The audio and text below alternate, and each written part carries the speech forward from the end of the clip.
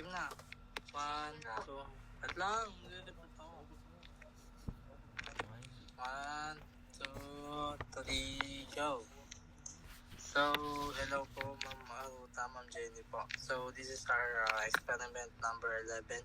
So, for procedures, and papakilala ko lang po yung group namin. We are from Danpol po. And as you can see, dito po kami lahat. Complete po kami. And for procedure number 1, for figure 1, it shows how a transistor can be tested and it's widely used. However, it is sometimes not recommended for low power transistors. And so for number 2 po, I would like to call Sean guest na po. Okay, for procedure number 2, to determine the base of an unknown transistor, follow the succeeding procedures. So, poproceed tayo sa unang procedure, or procedure A. Connect the positive probe of the ammeter to any of the 3 terminals. Yan, connect natin.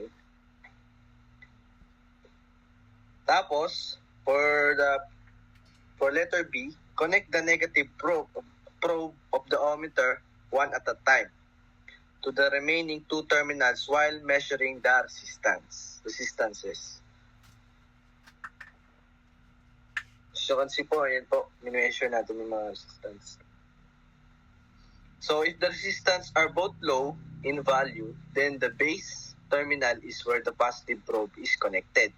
And this is a NPN transistor. Otherwise, repeat the procedure for the other 2 remaining leads until you find the base or terminal. Ayan. Para naman sa procedure letter C, if you can find the base of the terminal in this setup, repeat lang natin yung step 2, letter A. But this time, use the negative probe to find the base terminal.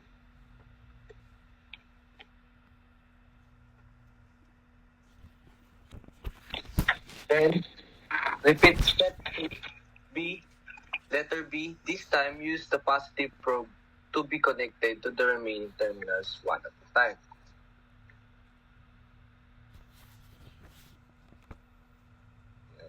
If the resistances are both low, Step 2A. Step 2B. What? Hindi ba tayo tapos sa step 2B? Kasi kailangan natin i-connect sa positive probe sa lahat ng leads. Step 2, di ba tapos? Sige, connect po muna. Titingnan ko nga mabuti. Edit mo na lang, Dobs. Sorry Okay. Sabi mo lang.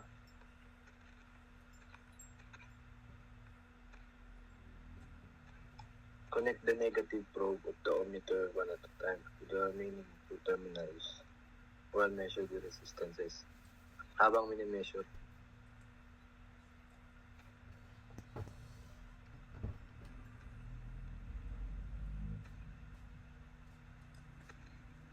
Ayan, naka-measure yung resistance.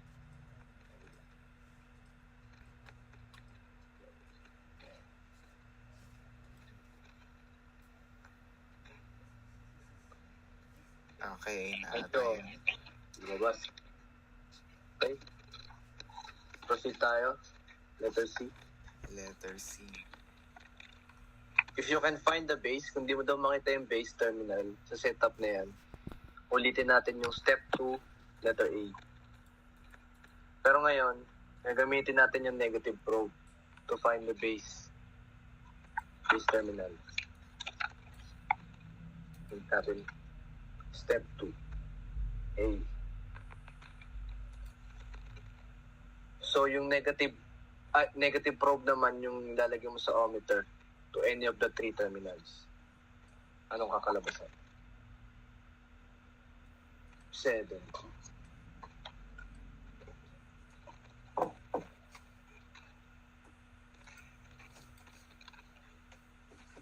60. Same pa. Same na labas.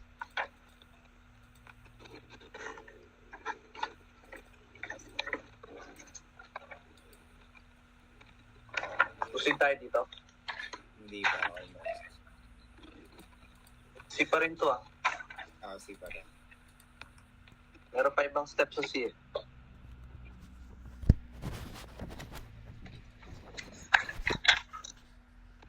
And then... Ayun nata. Okay. Okay. Na-repeat mo na yung step 2B. This sa C pa rin to. This time, use the positive probe to be connected to the remaining terminals one at a time. Speed step is... Okay. Try natin i-switch ito.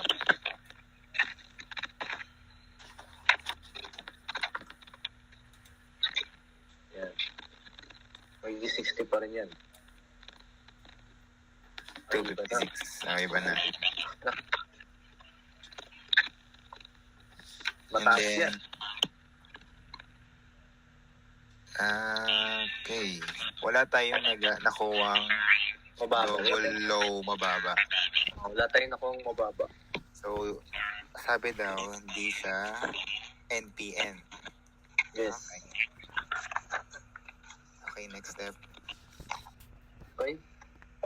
To determine the emitter or E terminal, reverse the polarity of the probe to which the base lead is connected and find the emitter using the other probe touching the other terminals one at a time while measuring the resistances.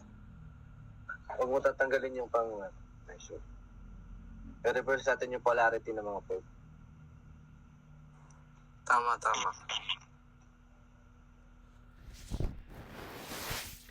Balik ka rin na lang.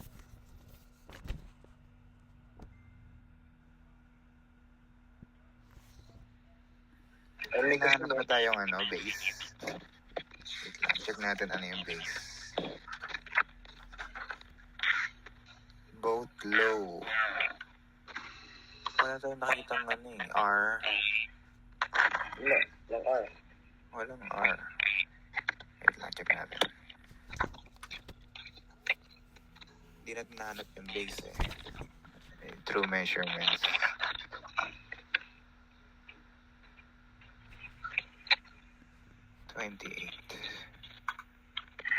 Pag di daw mahanap yung base, ulitin lang natin. So, step 2A. Yung 60 yata eh. Hindi, dapat daw extremely low. Dapat hindi nga readable. Pero mataas eh.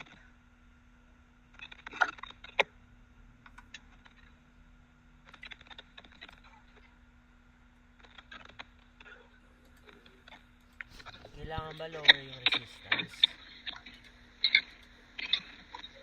Yung kanina, nasa 60 tayo.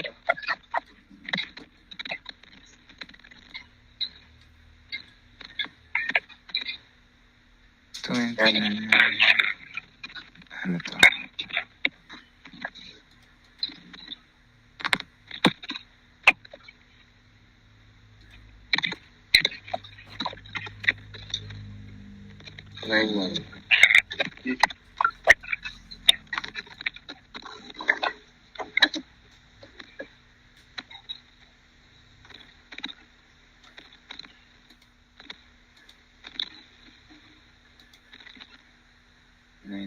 Then, finish naman natin. Try mo balik ko rin.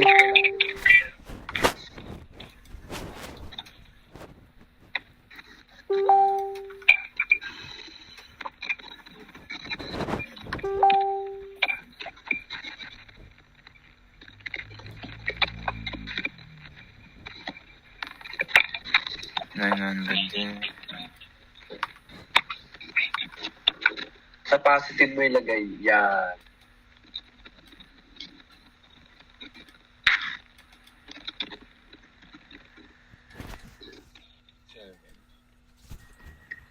Pinaka-long sa nakita natin 20 kanina.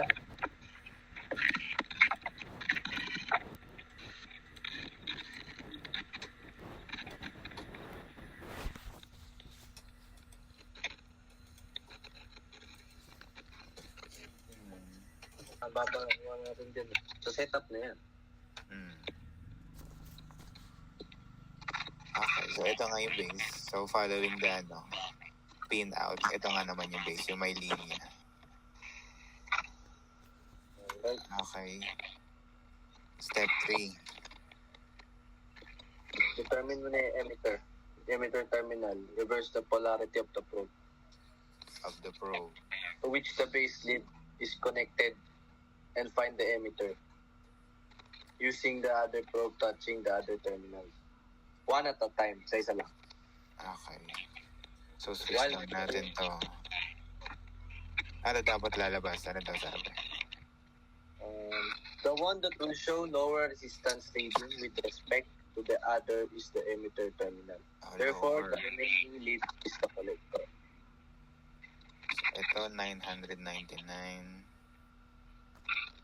472. Pero wait, may note. In step 3, the ohmmeter selector range is placed at the highest range, preferably equal to or greater than X10K range. Ano kasi ito parang digital multimeter. So naka-ano siya, naka-exact. Maka-exact, so malaki. Oh, kahit malaki yan, tignan mo naka-mega ohms na ito. Kita pa rin siya. Mega ohms. Mega ohms. Laki. Okay, tapos switch daw.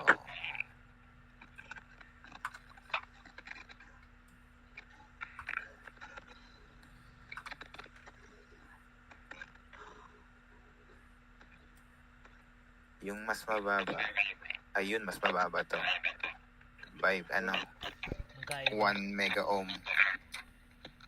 Ay, hindi, mga 0.5. 0.5 mega ohms. Hindi sila same. So, ito daw.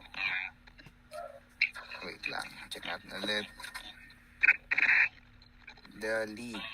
Find the emitter with the lower resistance.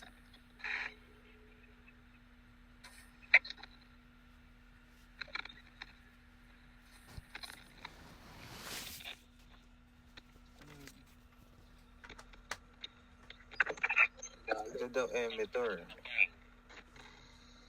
Yung may arrow. Okay, so correct naman.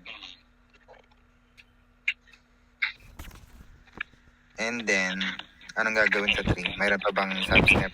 Yun lang.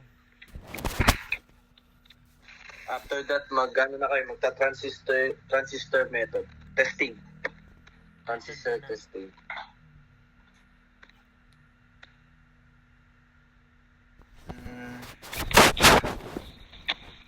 B is lead identification. Testing stand the first. Ay, ano naman tayo method 2. Gumana naman method 1. So, hindi natin kailangan yan. Ba't same lang ba yun? Hindi kasi pang lab. Kasi mo may Ah, touch okay. moist fingers. So, dapat Ah, kailangan okay. physical pa. Skip Okay. na daw yung 4. Saka mas useful yan pag nakikita mo yung leads mismo. E di 5 na tayo. Ano daw yung 5? Ay actually, gagawin natin ulit to sa sa ibang transistor. Ulit tayo daw. 5 na? Hindi. 1 to 4 ulit tayo. Okay na to. Okay na yung Exchange first daw na. transistor. Ito daw yung counterpart. So yung nakita natin dito. Since yung negative ang naging lowest resistance, PNP daw siya. O negative probe ang naging lowest resistance. PNP siya. So by default, yung MJ PNP and then yung 2N NPN. Yan. Paano to exchange? Yan. So, ulit daw natin, positive probe. And then, connect sa negative probe to para ma-check kung saan ang base. 987.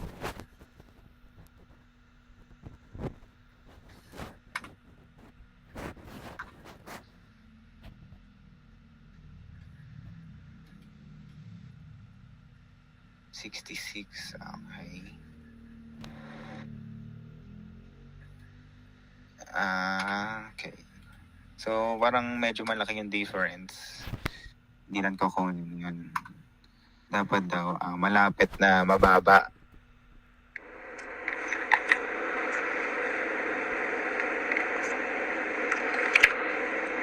So, 376 mega ohms.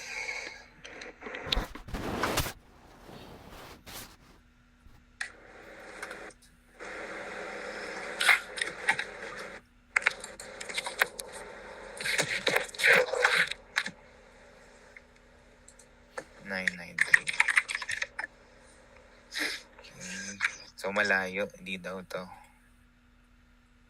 Try natin sa gitna. Positive lead. Since ano daw to? NPN. Ay, delete lahat. Since NPN daw to. Step 2B or step 2A lang kailangan natin. Step 2B pala. Okay. Ito lang yan.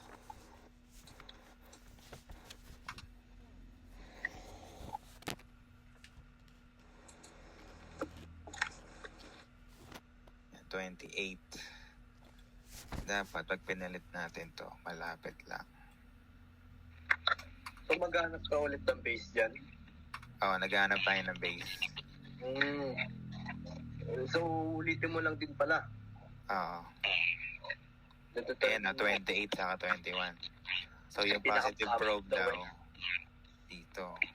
And then, kung ang positive ang nagpahanap ng base, NPN. So, that's correct. Correct nga yung assumption natin. Okay. Okay. Tapos, flip daw, di ba? Flip. Nahanap ang base.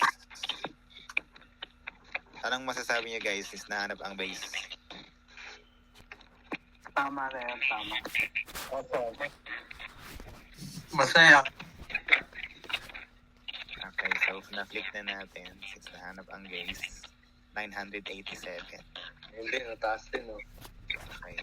So, hanapin natin kung yung side na to, higher or lower. 987.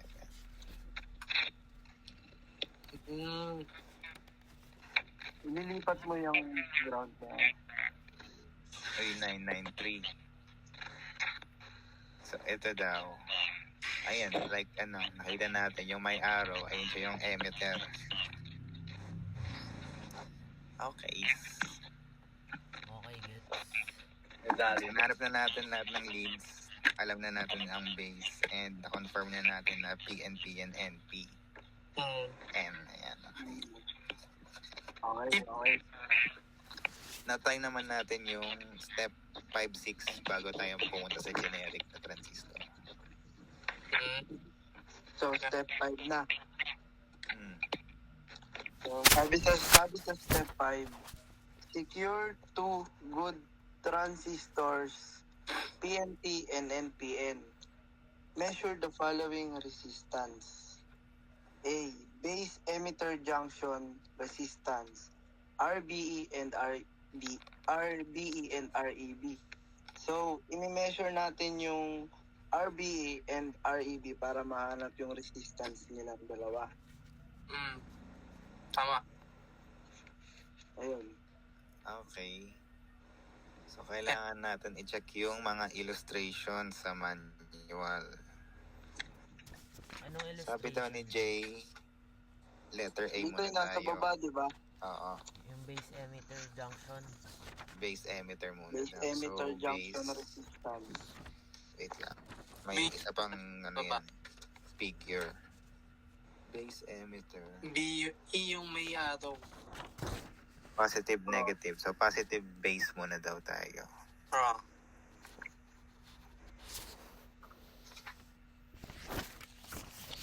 Ano to, collector? Tingnan kayo. Yan. Baliktad pa. Hindi, naka na yan eh. Hindi, tama lang yung may Cross araw. lang, ayan. Okay, double tama check. lang. Okay lang. Tama lang may araw. Okay. Sige. Base Tama. emitter.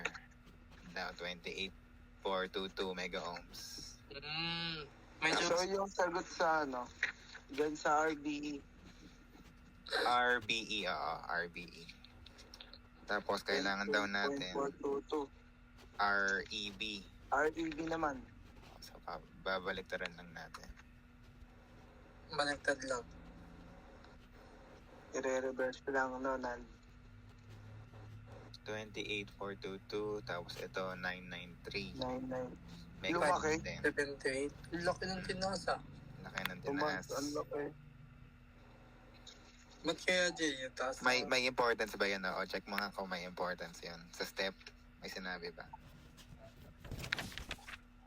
Sabi dito sa note, for PNP transistor, junction resistance represented by RBE and REB, RBC and RCB, REC and RCE, the first subscript of each symbol to assign positive and the second negative terminals. This means that in measuring junction resistance for base emitter, say RBE, the positive probe of the ohmmeter is connected to the base terminal and negative probe to the emitter terminal. See figure 3 and record the respective resistance reading. So, ayun. Okay. So, babasahin lang natin reading. Okay. Babasahin lang natin yung reading niyan. So, nakuha natin kanina is 28 point something. And ngayon, 993.579. Okay. So, Proceed gawin na tayo lang sa natin. letter B. B, okay, base collector. So, yung i-measure naman natin sa B is base collector junction resistance, which is yung RBC and RCB. RBC. Base ano yan? Base collector. Ayan, base collector. Oo. Parang ano to Yung pangalawa, controversial. same lang din sila nung 21 daw. 21.48. 4, Tapos flip natin. 21.48 to some. Pag binaliktad ano yun? RBC naman yon. At pag CB naman, yung baliktad at CB. CB ba? Ayan, ano yan, RBC. Tas yung baliktad, RCB. Okay. Parang parehas lang sila. Ayun no. Parehas ba? Baka mali ako. Baka nalito lang ako. Ayun, baliktad mo yung wiring. Yung positive na sa walang araw. Yan. Okay. Yan. Yan. Same lang. Ay, hindi. Ah, tumaas 919. na. Tumaas pero mas Tumaas. konti sa sa isa. Oo. Okay. Laging tumataas pag binabaliktad sila, no? Kaya bakit kaya Jay? Bakit Bakit kaya? kaya? Check natin mamaya. Baka may step 6 kasi. So, ano na tayo? Letter C. Letter C daw. Ano yung C? So, emitter collector junction resistance. So, yung REC and RCE naman. Okay, sa base daw. High resistance in both direction yun, no?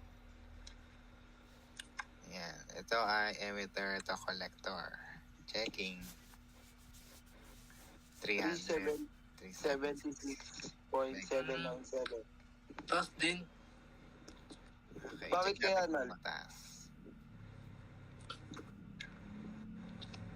kasi yun sa Okay, baliktad na. Uy, Bumaba mataas. naman. Ah, 66. Na mas even siya. Bumaba siya, baliktad siya dun sa dalawa. May ganyan ding result kanina eh. ang galing no? Ang galing. Yung pala nagagawa ng na yun. Ay, yung dalawa kasi, Nal, connected sila sa base. Kaya mataas yung tinataas. Oo. Dito naman, ano siya, Sa emitter. Sa sa emitter. Okay. Tapos sabi daw, ulitin natin para sa isang transistor. Sige nga daw, testing nga daw yan. Yun. Nawala lahat. Ay, nawala. Ayan pala yun. Ano yung na-testingan natin, naalala niyo ba? Same lang. Hindi, ano yung model? Model. Ano model? Yung emitter collector? Hindi, ano yung MJ or 2N ba yan? MJ yun, MJ. MJ ba yan? Two I-check lang pala natin. May control Z pala tayo. Ano ta? And control Z. 2N daw. Ay, 2N pala yun. Sabi ko, MJ yung i-testing natin ngayon. Okay. Tama. Kasi nagamit natin 2N. Ay, mali yung inano natin kanina. Okay. Oo. And then, I-testing lang natin yan. Ay, kumbaga tama na yan. Tapos, kumbaga ngayon, mag-explore lang tayo. Oo, parang kumbaga testing lang. Okay. Para makakuha ng ibang data. I-apply Yun. din natin dyan yung mga illustrations. VG. Tama yan. Tama yan. Oo, tama yan. Okay, ito ay base emitter. So, A ulit tayo. Ay, reverse pala. Hindi, okay lang naman yan. 29.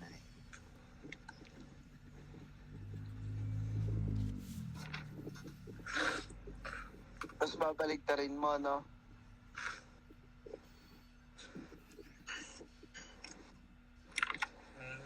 Okay.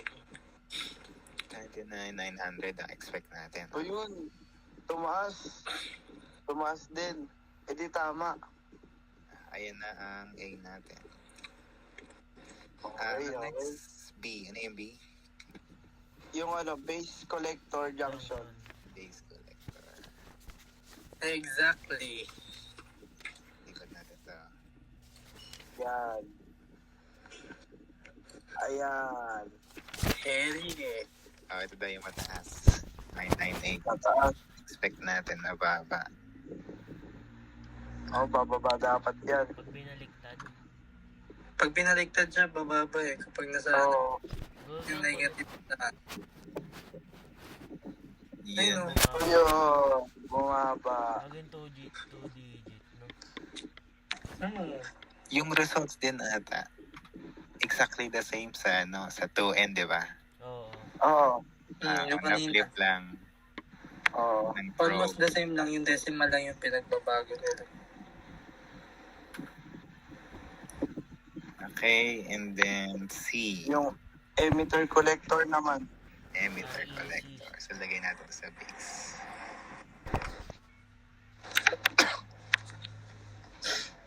Emitter collector. So, wait lang. Yan. Parang same lang yun sa kanina. 7. Uy, 70. 7. Di ba kanina 66? Oo. Tumaas po. Ayun, oh. So, expect natin mga 300 dito. Same din Pag pala. ganyan, no? nasa na yan, mga 300 ata. Kasi kanina 300, 200. Yun po. Ay, 400. naging 400 pala. Okay. 400 siya. Mataas. Ay, iba pala yung 400 kanina. Medyo same lang yung kanina. So, Ngayon, Step 6. ulitin natin sa dalawang transistor na to. Pero anong oras na? 7:52. Oo, hindi na naman matatapos to. Okay na yan, huwag mo na ulit.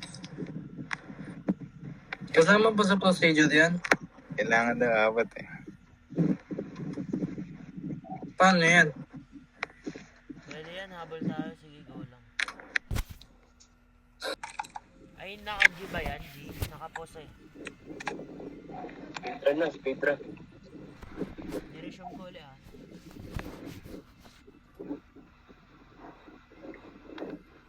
Oh, 1.9 pero giga ohms. Bumaba. Sobrang taas. Hindi, giga Ah, ohms. giga ohms na pala. Giga na ohms yan, na. giga. Parang load. Sobrang taas na yan. Giga ka, Jay. Nagpasa na yung ibang grupo. GG. Hindi magpapasok. Okay, so since mataas daw ang dalawa, dito ang base.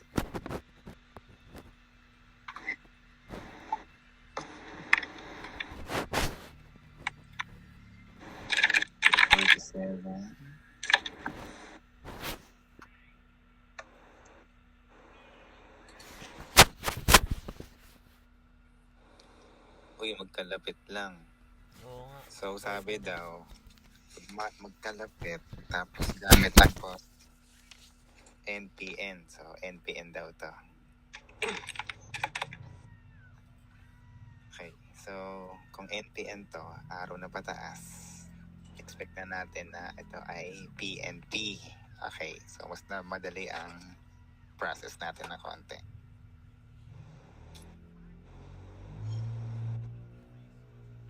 Okay. Paano hanapin ang emitter collector?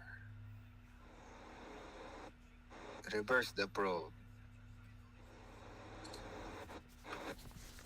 Okay.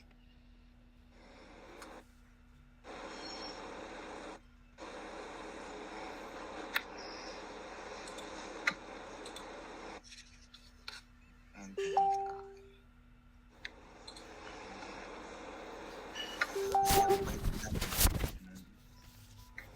actually, di ba nagawa na natin to? Oo. Yung maliit daw, yung kabila. So, ito nga ang emitter, yung may arrow. Okay, tama naman yung diagram. Kasi 47 mega ohms lang ata yan. And then, base emitter, base collector. Yung mga junctions na mga junctions. So, pag junction,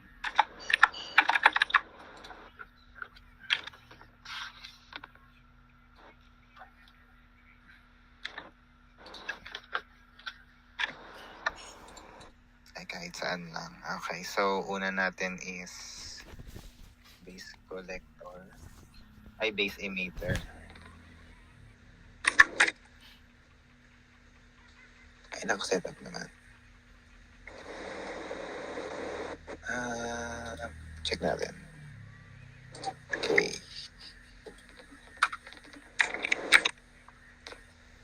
Baliktad ulit. 2949. Okay.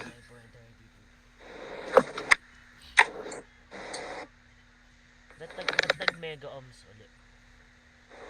Maliit daw yung resistance compared sa isa. So, nakuha natin is RBE and then REB kanina. Ano yun? BE. Oh, A nga, tama. Base collector na.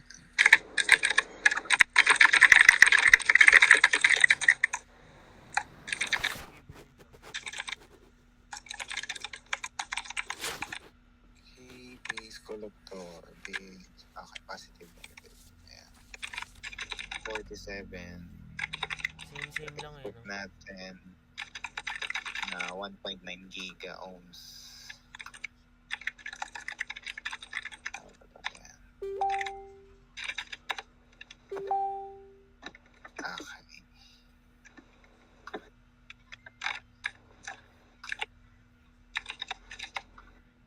And then emitter collector. So base dyan. Emitter collector. 5, 6. Tumaas. So kung kanina 477 is equal to 77, dapat mga mid-80s to. Ang binaliktad na. Ay, 100 daw mataas. Okay. So, ayun, nakuha na natin ang mga junctions ng isa lang pala to. Okay. So, nakunin natin yung PNP na counterpart.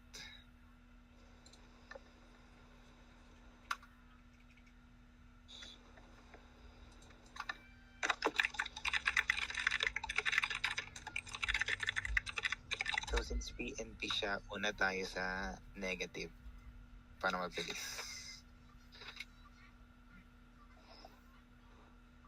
Base emitter ulit tayo. Hanapin natin base. Try natin dito. Mukhang dito yung base. Oh, dyan yun sa may linya. Pero paano natin malalaman yun kung physical, ano? Kaya check natin. So, PNP. Negative ang main node, ay main probe natin. 47. Set natin to.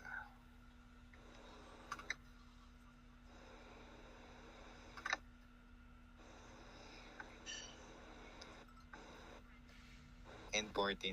Okay. So, most likely, dito yung base. Okay. Now, check na natin ang mga junctions. So, flip.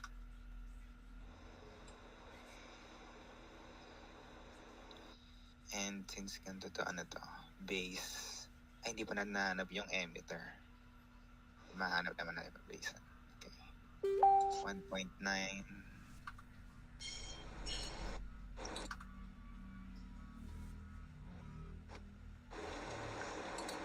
1.995. So, dito daw ang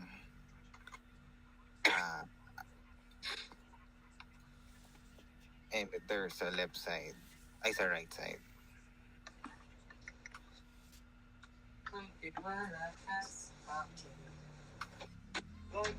Nahanap na natin yan. So, base emitter tayo. So, BE. Yan. 998 nga. And then, reverse for EV.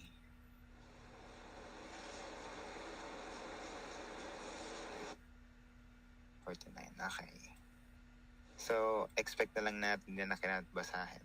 I think yung change na lang. Kasi, yung mga nakita natin,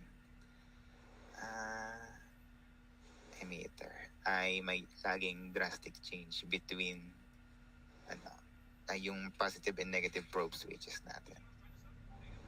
So 47 dito, around 1.9 ang makuha natin. Nakuha natin kanina 1.995. Ayan, sakto. Same lang. And then emitter collector. Emitter, bump, collector, bump. 122. So, estimations natin is mga 2 giga-ohms na. Lumagpas na siya sa threshold. Oo. Tama ba to? Wait lang. 122.